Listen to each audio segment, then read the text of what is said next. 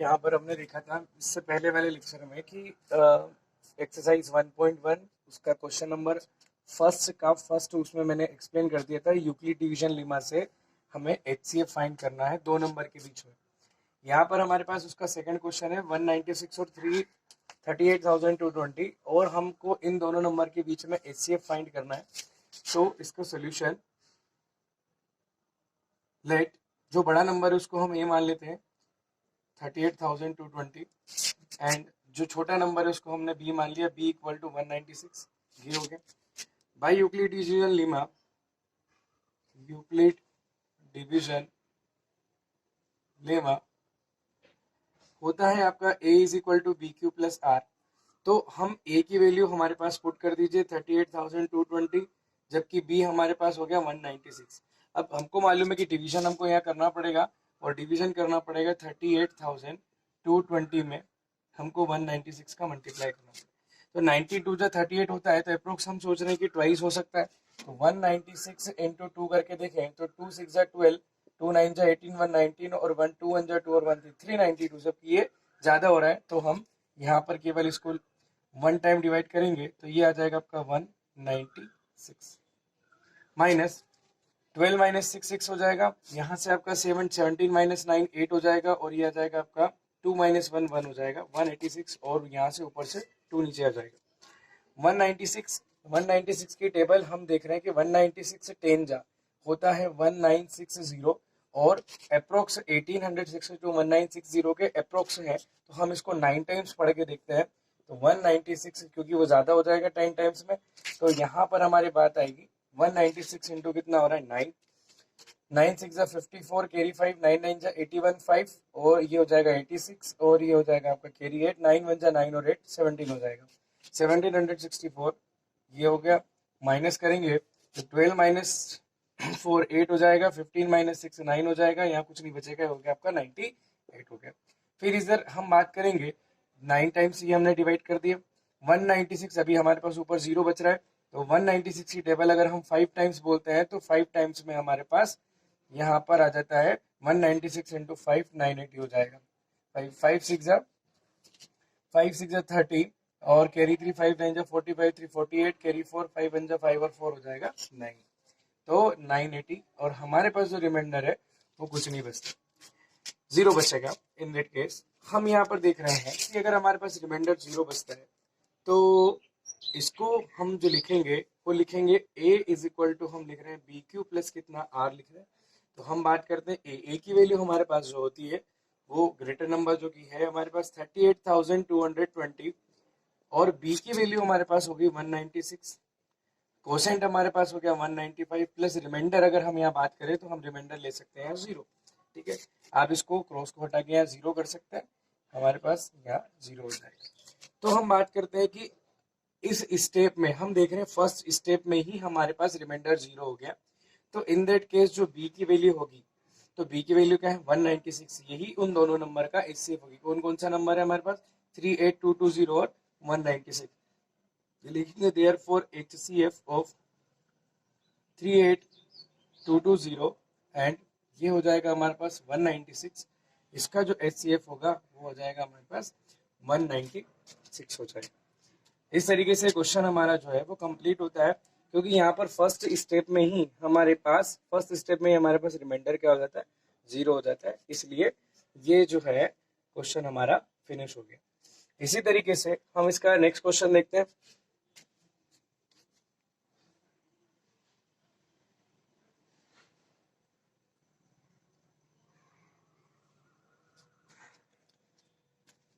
जैसा कि हम देख रहे हैं यहाँ पर हमारे पास नेक्स्ट क्वेश्चन आ गया 867 एंड 255 और इसमें भी वही प्रोसेस है। हम लिखेंगे यहाँ पर लेट के बड़ा नंबर कौन सा है ग्रेटर नंबर कौन सा है उसको आपको a कंसीडर करना है, समझ गए आप लोग। 867 एंड यहाँ पर b इक्वल टू आ जाएगा आपके पास 255 हमको अप्लाई करना है बाय यूक्लिड डिवीजन लेमा। हम यूक्लिड डिवीजन लेमा में यहाँ पर अप्लाई कर रहे हैं और लिखेंगे Euclid division lemma a is equal to B Q plus r. अब हमारे पास a हो गया 867, b हमारे पास हो गया 255 और हमको डिवाइड करके कोसेंट और रिमाइंडर फाइंड करना है। तो चलिए हम यहाँ पे कोसेंट और रिमाइंडर दोनों की कंडीशन सबसे पहले देख लेते हैं। हमारे पास 867 को 255 से डिवाइड करना है, तो 2 4 जा 8 होता है, तो अप्रोक्स 4 टाइम्स जाने की कंडीशन बन सकती है, लेकिन यहाँ 55 ग्रेटर है तो हो सकता है ये 3 टाइम्स जाए। 255 को अगर हम 4 टाइम्स देखते हैं तो 4 5 जा 20, 4 5 जा 20 और 2 22 हो जाएगा, कैरी 2 4 2 जा 8, 8 और 2 10 हो जाता है, तो यहाँ पर 4 टाइम्स में 1020। लेकिन हम अगर 255 को किससे मल्टीप्लाई करें, 3 से मल्टीप्लाई करते हैं, तो 3 5 जा 15, 3 5 जा 15, 116, कैरी 1, 3 2 जा 6 और 1 7, तो ये आपके पास बच जाता है, हो जाता है 765, यानी कि 3 टाइम्स 765। हम सब्ट्रैक्ट करेंगे तो 7 माइनस 5 2 हो जाएगा, 6 माइनस 6 0 हो जाएगा, 8 माइनस कितना हो जाएगा आपका 7 1 हो जाएगा। इस तरीके से जिसमें हम डिवाइड करते हैं उसको ए मान लेंगे, और जिससे हमने, यानी कि आपका डिविडेंड हो जाएगा ए, डिवाइजर हो जाएगा बी, कोसेंट हो जाएगा आपका यहाँ पर, क्योंकि हम देखें इसके आगे जो है ये नंबर हमारा छोटा हो गया, इससे डिवाइड नहीं जाएगा, तो ये क्यू हो गया, और हमारे पास यहाँ पर रिमाइंडर बच गया 102। तो हम यहाँ पर लिख रहे हैं प्रोसेस में, फर्स्ट स्टेप हमारी जो होगी वो हो जाएगी A is equal to B Q plus R, और यहाँ पर ए की वैल्यू 867, बी की वैल्यू आपकी 255, प्लस आपका जो मल्टीप्लाई जो कोसेंट है वो हो गया आपका 3, प्लस यहाँ पर रिमाइंडर जो है वो आ जाएगा आपका 102। इसकी नेक्स्ट स्टेप में हम जब देखेंगे कि हमको वापस से यूक्लिड डिवीजन लीमा लेनी है, let again a is equal to B Q plus r by Euclid division lemma. अब हमको डिवाइड कैसे करना है कि सेकंड स्टेप के लिए होता है क्या कि चेंजेस होते हैं, जो हमारा डिविडेंड होता है वो डिविडेंड जो होगा वो जो हमारा डिवाइजर होगा वो डिविडेंड की जगह चला जाएगा, यानी कि 255 जाएगा अंदर, और इसको डिवाइड करेंगे हम रिमाइंडर से। 255 को डिवाइड करा हमने रिमाइंडर, ये हमको नेक्स्ट स्टेप में इस तरीके से चेंजेस करना है। 102 को हम डिवाइड करेंगे, यानी एक बार और आपको क्लियर कर देता हूं कि नेक्स्ट स्टेप में आपका क्या होता है कि जो b होगा वो a की जगह चला जाएगा, और आपका r जो होगा वो बन जाएगा b, यानी कि जो डिवाइजर होगा वो डिविडेंड और जो रिमाइंडर होगा वो डिवाइजर हो जाएगा। 102 से डिवाइड करें तो 102 2 जा 20 और हमारा हो जाएगा 4, तो इसको 2 टाइम्स हम डिवाइड कर सकते हैं, 2 2 जा 4, ये हो जाएगा 0, 2 1 जा हो जाएगा, माइनस अगर अपन करें तो 5 माइनस 4 यहाँ से 1, और यहाँ से बचता है अपना 51, और ये हो जाएगा आपका 0। तो यहाँ इस स्टेप के लिए ए की वैल्यू आपकी हो गई है 255, बी की हो गई है आपको 102, कोसेंट हो गया आपका 2 और रिमाइंडर हो गया आपका 51। ए की वैल्यू हो गई आपकी 255, बी की वैल्यू हो गई आपकी 102 इनटू कोसेंट 2 प्लस रिमाइंडर हमारा बच गया 51। अगेन हम लिखेंगे a इज इक्वल टू कितना बी क्यू प्लस आर, और इसके लिए जो स्टेप होगी आपको मालूम है अच्छी तरीके से कि हमारा b जो होगा वो बनेगा a, यानी कि 102 अंदर जाएगा और यहाँ 51 से डिवाइड करेंगे, ये हो गया 51 b, ये हो गया a। 51 2 जहाँ हम जानते हैं कितना होता है 102, हमारे पास यहाँ पर रिमाइंडर बच जाता है 0, तो ये आ जाएगा आपका a की वैल्यू हो गई हमारे पास 102, b की वैल्यू हमारे पास जो हो गई 51, कोसेंट हमारे पास हो गया 2 प्लस रिमाइंडर हमारे पास हो गया यहाँ पे 0 हो गया। तो हम देखते हैं इस कंडीशन में थर्ड स्टेप में हमारे पास यहाँ पर रिमाइंडर जो है वो 0 हो रहा है, तो इस केस में जो b की वैल्यू होगी वही हमारा दोनों नंबर का क्या हो जाएगा, HCF हो जाएगा। तो हम यहाँ लिख रहे हैं देयरफॉर HCF ऑफ 867 और 255, जो HCF होगा आपके पास b की वैल्यू निकली 51, ये आ गया 51। तो इस तरीके से हमको एक बार और मैं आपको यहाँ पे क्लियर कर देता हूँ। सबसे पहले जो ग्रेटर नंबर है वो a, जो स्मॉलर नंबर है वो हो जाएगा आपका b, डिवाइड करना है। डिवाइड करने के बाद अगर रिमाइंडर 0 नहीं होगा तो आपको इसको स्टेप बाय स्टेप फिर इंक्रीज करते जाना है। नेक्स्ट स्टेप में, फर्स्ट स्टेप के होने के बाद नेक्स्ट स्टेप में रिमाइंडर जो होगा वो आपका डिवाइजर बन जाएगा, और जो डिवाइजर होगा वो आपका क्या बन जाएगा, डिविडेंड बन जाएगा। तो इस तरीके से आपको स्टेप चेंज करना है और इसको सोल्व करके देखना है। हम चलते हैं अगले क्वेश्चन पे।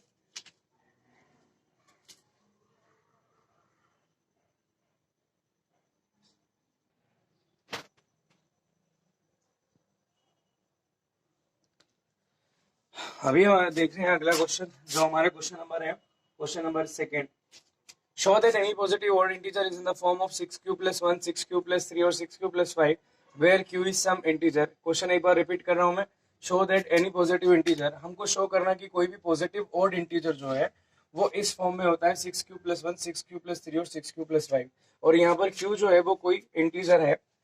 तो इसका सॉल्यूशन जो है वो हमको करना है यूक्लिड डिवीजन लेमा से। तो यहाँ पर इसका सॉल्यूशन मैं लिख रहा हूं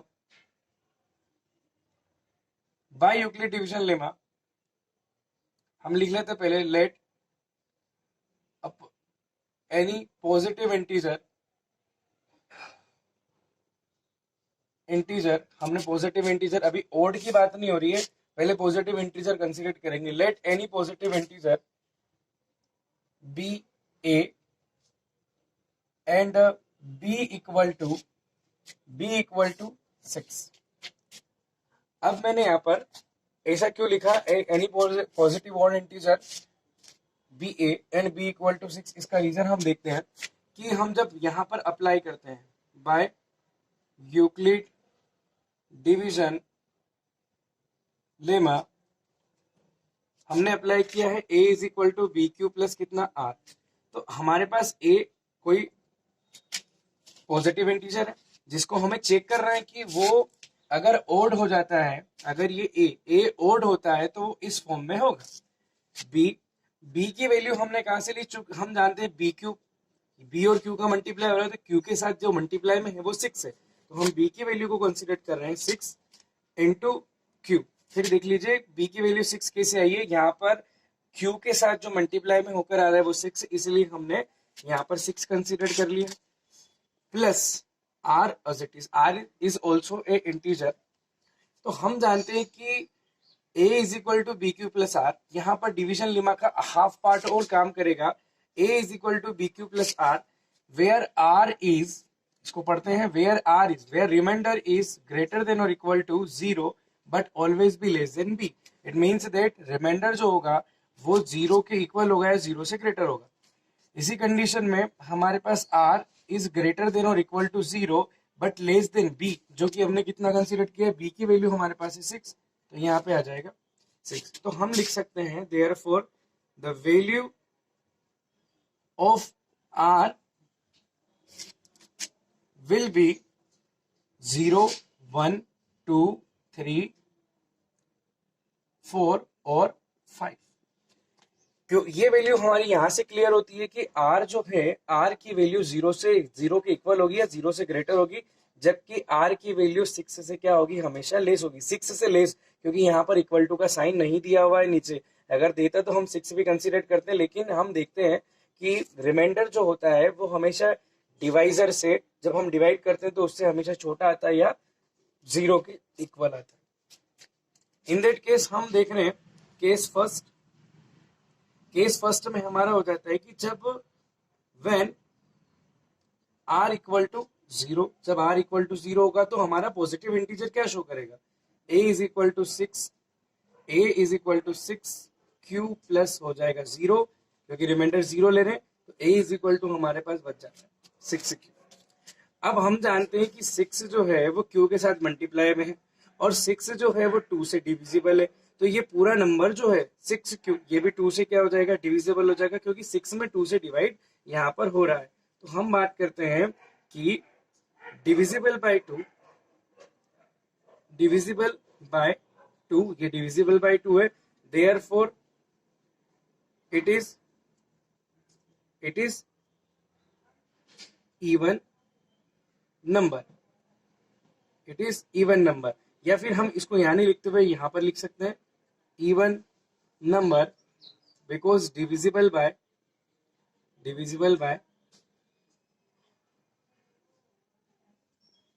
because it is divisible by, ये 2 से डिविजिबल है।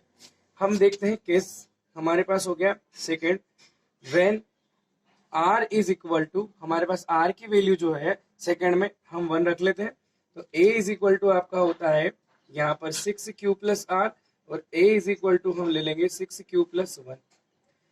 थोड़ा सा समझने की बात यह है कि 6q जो है ये आपका हो गया इवन नंबर प्लस 1, तो यहाँ पर हमको मिलता है ओड नंबर, तो हम ऐसे भी देख सकते हैं कि इवन नंबर में अगर हम क्या करेंगे 1 ऐड करेंगे तो हमको क्या मिलेगा, ऑड नंबर मिलेगा।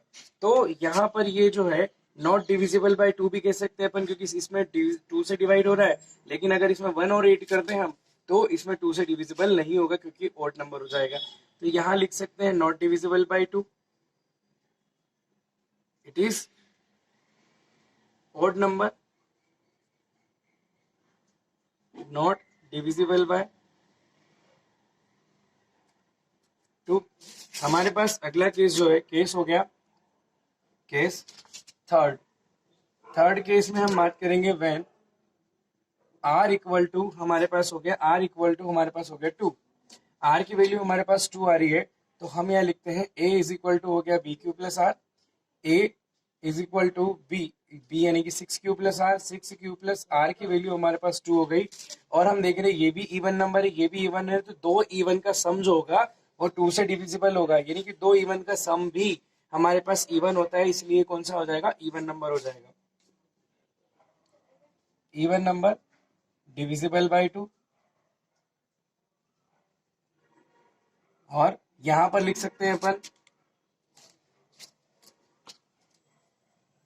केस फोर्थ में when r is equal to 3, तो a is equal to 6 plus हो जाएगा 3। ये इवन नंबर है, ये आपका क्या हो गया, यहाँ पर ओड नंबर हो गया, not divisible by 2, therefore it is a total. यहाँ पर बात करें अपन तो ये हो जाएगा आपका odd number not it is not divisible by 2। Case हमारे पास हो जाता है fifth, when r equal to हो जाएगा हमारे पास, r इक्वल टू हो गया हमारे पास 4, सो a इक्वल टू हो जाएगा 6 प्लस कितना हो जाएगा r, a is equal to 6 plus कितना हो जाएगा 4। ये हमारे पास इवन है और ये भी हो गया हमारे पास एक इवन नंबर, दो इवन नंबर का सम जो होगा वो हमारे पास हो जाएगा एक इवन नंबर, ये इवन नंबर हो गया है ना। और यहाँ पर लिखेंगे इट इज डिविजिबल बाय 2। फिर उसके बाद हम बात करेंगे केस हमारे पास हो गया फिफ्थ के बाद 6, और a इज इक्वल टू हम मान लेते हैं यहाँ पर हमारे पास r की value when r is equal to हो जाएगा 5, a इज इक्वल टू हो गया 6 प्लस कितना r, a is equal to हो जाएगा 6 प्लस कितना हो जाएगा 5। अब हम देखते हैं 6 डिविजिबल बाय 2, ये एक इवन नंबर है लेकिन 5 ओड नंबर है। तो यहाँ पर इवन और ओड का जो हम देखते हैं यहाँ पर सम जो होगा वो एक ओड नंबर होगा। और इस तरीके से यहाँ पर बात होगी हमारी odd number not divisible by 2 since it is not divisible by. अब हम बात करते हैं एक बार सारे केसेस की, केसेस हमको समझ में आते हैं क्योंकि हमको आर की वैल्यू सब में पुट करनी है। तो यहाँ से पता चलता है कि ये जो पार्ट है इसमें ये एक इवन नंबर था, फिर हमारे पास बात करते हैं ये एक इवन नंबर है, और इसी तरीके से 6 प्लस 4 एक इवन नंबर है। तो बाकी जितने भी नंबर हैं उन नंबर का नेचर क्या है, तो a इक्वल टू 6 प्लस 1 ये हमारा हो गया ओड नंबर। फिर हम बात करते हैं a इक्वल टू 6 प्लस 3 ये हो गया हमारा a कौन सा ओड नंबर, 6 प्लस 5 ये भी हमारा हो गया कौन सा ओड नंबर। तो यहाँ से पता चलता है कि ओड नंबर जो होगा, कोई भी ओड पॉजिटिव इंटीजर जो होगा, पॉजिटिव इंटीजर जो होगा वो होगा आपका 6 प्लस 1, 6 प्लस 3 और होगा एक और 6 प्लस 5 के फॉर्म में होगा। तो इस तरीके से ये हमारा क्वेश्चन जो है कंप्लीट हो जाता है। हमारा क्वेश्चन था कि show that any positive odd integer, पहले हमने एक पॉजिटिव इंटीजर कंसीडर करा है, तो show that any positive odd integer is in the form of 6 plus 1, 6 plus 3 और 6 प्लस 5। इसी तरीके से क्लियर होगा कि कोई भी पॉजिटिव ओड इंटीजर जो होगा वो 6 प्लस 1, 6 प्लस आपका आ जाएगा 3 और 6 प्लस 5 के फॉर्म में होगा। जबकि हमारा अगर यहाँ पर ये आ जाता है कि एनी पॉजिटिव इवन इंटीजर जो होगा 6 प्लस 2 और आ जाएगा 6 प्लस 4 के फॉर्म में। इस तरीके से क्वेश्चन नंबर 2 भी हमारे यहाँ पे कंप्लीट हो जाता है।